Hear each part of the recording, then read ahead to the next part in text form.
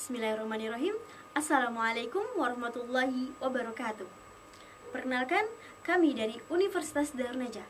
Pada kesempatan debat presentasi ini, kami ada di posisi kontra dengan mosi legal standing bagi warga negara asing melakukan pengadilan undang-undang terhadap Undang-Undang 1945.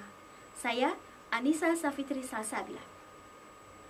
Berangkat dari legal standing warga negara asing, apa itu legal standing? Legal standing merupakan prinsip hukum yang menentukan siapa yang memiliki hak untuk mengajukan tuntutan hukum atau menguji undang-undang di hadapan pengadilan. Biasanya diberikan kepada individu atau pihak yang memiliki kepentingan langsung atau terkena dampak dari undang-undang atau kebijakan yang diperdebatkan. Undang-Undang 1945 adalah konstitusi Indonesia yang mengatur dasar negara, struktur pemerintahan, dan hak-hak asasi di Indonesia. Meskipun Undang-Undang 1945 secara khusus diberlakukan untuk warga negara Indonesia, ada perdebatan mengenai legal standing bagi warga negara asing dalam menguji undang-undang tersebut. Beberapa negara mungkin memberikan hak legal standing kepada warga negara asing dalam beberapa situasi, terutama jika undang-undang atau kebijakan yang diterapkan secara langsung mempengaruhi hak-hak mereka. Namun, dalam banyak kasus, legal standing untuk menguji undang-undang terhadap Undang-Undang 1945 hanya diberikan kepada warga negara Indonesia atau organisasi yang mewakili kepentingan masyarakat Indonesia. Kita imajinasikan saja, seorang warga negara asing yang tinggal di Indonesia dan merasa bahwa suatu undang-undang yang terkait dengan Undang-Undang 45 bertentangan dengan hak-hak asasi manusia atau prinsip-prinsip demokrasi yang diakui secara internasional. Warga negara asing tersebut ingin menggugat undang-undang tersebut dan melakukan pengujian terhadap konstitusionalitasnya di pengadilan. Namun, dalam konteks ini, warga negara asing tidak memiliki legal standing atau kedudukan hukum yang memadai untuk melakukan pengujian undang-undang terhadap Undang-Undang 1945. Kenapa? Pengujian undang-undang terhadap Undang-Undang 1945 biasanya dilakukan melalui jalur konstitusionalitas yang diajukan oleh individu atau kelompok yang memiliki kedudukan hukum atau kepentingan yang sah. Pihak yang berhak melakukan pengujian haruslah terkait dengan permasalahan langsung yang timbul akibat undang-undang tersebut, seperti warga negara Indonesia atau lembaga yang memiliki keterkaitan langsung dengan Undang-Undang 1945. Dalam hal ini, mengizinkan warga negara asing melakukan pengujian terhadap Undang-Undang 1945 dapat dianggap sebagai campur tangan dalam urusan di dalam negeri dan berpotensi melanggar asas kedaulatan negara. Baik, terima kasih atas kesempatannya. Saya Irfandi Rizky Tomagola, sebagai pembicara kedua dari tim kontra, akan menyampaikan argumentasi dan bukti-bukti untuk menguatkan pernyataan dari pembicara pertama. Jadi, pihak yang berhak dalam mengajukan tinjauan konstitusi itu disebut dengan pemohon. Adapun pemohon adalah pihak yang menganggap hak atau kewenangan konstitusionalnya dirugikan oleh berlakunya suatu undang-undang.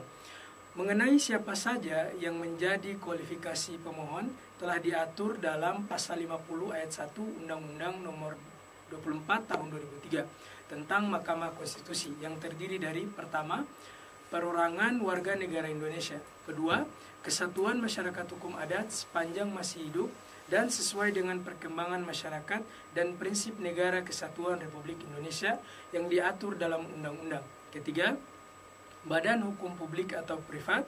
Yang keempat, lembaga negara. Berdasarkan pada kualifikasi pemohon yang telah disampaikan, tentunya warga negara asing atau WNA tidak berhak untuk mengajukan tinjauan konstitusi. Hal ini dapat kita lihat dalam perkara pengujian Undang-Undang Nomor 22 Tahun 1997 tentang narkotika atau disebut Undang-Undang Narkotika terhadap Undang-Undang 1945. Uji material ini dilakukan terkait ancaman hukuman mati yang terdapat dalam Undang-Undang Narkotika. sebagaimana diuraikan dalam artikel yang berjudul Terikat Konvensasi Internasional, Hukuman Mati Mesti Jalan Terus. Dikatakan bahwa uji material terhadap hukuman mati yang diancamkan dalam Undang-Undang Narkotika itu diajukan oleh 5 pemohon yang terdiri atas 2 berkas yang terpisah. Berkas pertama diajukan oleh 2 terpidana mati warga negara Indonesia atau WNI, yakni Edith Yunita Sianturi dan Rani Andriani serta 2 warga negara Australia terpidana mati lainnya kasus Bali 9, yaitu Myuran Sukumaran dan Andrew Chan. Sementara berkas kedua dimohonkan oleh 1 terpidana mati kasus Bali 9 lainnya yang juga warga negara Australia, yaitu Scott Anthony Rush. Mahkamah Konstitusi hanya memeriksa pokok permohonan uji material yang diajukan oleh 2 warga negara Indonesia, Edith dan Rani. Dalam putusannya, Mahkamah Konstitusi menyatakan tidak menerima permohonan yang diajukan oleh warga negara asing, yaitu Myuran Sukumaran, Andrew Chan, serta Scott Anthony Rush. Mahkamah Konstitusi berpendapat Pasal 51 ayat 1 Undang-Undang Mahkamah Konstitusi telah secara tegas dan jelas menyatakan yang dapat mengajukan permohonan uji material undang-undang terhadap Undang-Undang Dasar 1945 adalah perorangan atau kelompok yang memiliki warga negara Indonesia dan memiliki hak konstitusional yang diberikan oleh Undang-Undang Dasar 1945. Melihat dari ketentuan dalam pasal 51 ayat 1 Undang-Undang Mahkamah Konstitusi dan putusan Mahkamah Konstitusi tersebut, dapat dilihat bahwa warga negara asing tidak dapat mengajukan permohonan uji material undang-undang terhadap Undang-Undang 1945. Perlu diketahui bahwa orang asing dalam kapasitas sebagai penduduk suatu negara hanya memiliki hak dan kewajiban yang sangat terbatas. Hukum positif suatu negara membatasi hak dan kewajiban mereka di bidang hukum privat dan hukum publik, pun di bidang politik. Warga negara Indonesia memiliki hak dan kewajiban yang berbeda dengan hak orang asing yang duduk di Indonesia. Berbagai peraturan perundang-undangan menentukan hak dan kewajiban eksklusif bagi warga negara Indonesia yang tidak dapat mungkin dimiliki oleh orang asing yang tinggal di Indonesia. Berkaitan dengan kualifikasi pemohon, Mahkamah Konstitusi sendiri sudah membuat kriteria baku melalui putusan nomor 6, putusan Undang-Undang 3 tahun 2005 dan putusan Mahkamah Konstitusi nomor 11, putusan Undang-Undang 5 tahun 2007. Putusan ini terus-menerus diikuti hingga kini, sehingga sudah dianggap menjadi jurisprudensi tetap atau keputusan hakim yang tidak dapat diubah. Ada 5 kriteria yang digunakan oleh Mahkamah Konstitusi. Pertama, adanya hak konstitusional pemohon yang diberikan oleh Undang-Undang Dasar 1945. Kedua, hak konstitusional pemohon tersebut dianggap oleh para pemohon telah dirugikan oleh suatu undang-undang yang diuji. Ketiga, kerugian konstitusional pemohon dimaksud bersifat spesifik atau khusus dan aktual, atau setidak-tidaknya bersifat potensial berdasarkan penalaran yang wajar dapat dipastikan akan terjadi. Keempat, adanya hubungan sebab akibat antara kerugian dan berlakunya undang-undang yang dimohonkan untuk diuji. Yang terakhir, kelima, adanya kemungkinan bahwa dengan dikabulkannya permohonan, maka kerugian konstitusional yang didalilkan tidak akan atau tidak lagi terjadi. Terima kasih. Baik, terima kasih. Perkenalkan, saya Putri Sabila Ahmad akan menyampaikan closing statement.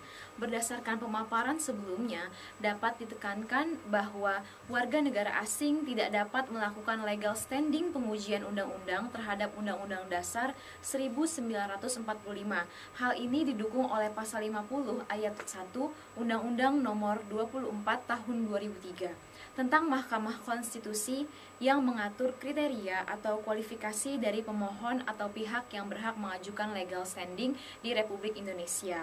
Maka pasal selanjutnya yakni pasal 51 ayat 1 Undang-Undang Mahkamah Konstitusi dan putusan Mahkamah Konstitusi dinyatakan bahwa warga negara asing tidak dapat mengajukan permohonan uji material undang-undang terhadap Undang-Undang Dasar 1945. Melihat warga negara asing tidak masuk ke dalam dalam kriteria atau kualifikasi pemohon dalam sebuah legal standing. Sebagai penguat dapat dijadikan pertimbangan dengan melihat dalam putusan terbaru atas perkara nomor 137 Putusan Undang-Undang 12 tahun 2014, Mahkamah Konstitusi menyatakan pemohon yang diajukan seorang warga negara asing dan beberapa orang penasehat hukumnya tidak dapat diterima. Adapun terdapat beberapa dampak negatif yang kami sampaikan apabila legal standing bagi warga negara asing dalam pengujian undang-undang terhadap Undang-Undang Dasar 1945 diperbolehkan, antara lain yang pertama, penyebab cacatnya konstitusi. Apabila legal standing pengujian undang-undang terhadap Undang-Undang Dasar 1945 oleh warga negara asing diperbolehkan, maka secara terang-terangan dianggap telah membangkang atau bertolak belakang oleh konstitusi yang mengatur kriteria pemohon legal standing. Yang kedua, kemungkinan terjadi keretakan kultur bangsa Indonesia apabila diberikan kesempatan terhadap warga negara asing untuk melakukan uji coba undang-undang terhadap Undang-Undang Dasar 1945. Maka sama saja memberikan peluang untuk masuknya kultur-kultur bangsa lain yang tidak sesuai dengan kultur di Indonesia. Yang ketiga, timbulnya persepsi masyarakat pribumi maupun asing yang menganggap bahwa konstitusi di Indonesia dapat dengan mudah diubah dan diatur melihat adanya peluang yang diberikan pada warga negara asing untuk melakukan legal standing uji material undang-undang terhadap Undang-Undang Dasar 1945. Maka dengan ini kami menyatakan mosi penolakan terhadap legal standing bagi warga negara asing melakukan pengujian undang-undang terhadap Undang-Undang Dasar 1945. Sekian dan terima kasih. Wassalamualaikum warahmatullahi wabarakatuh.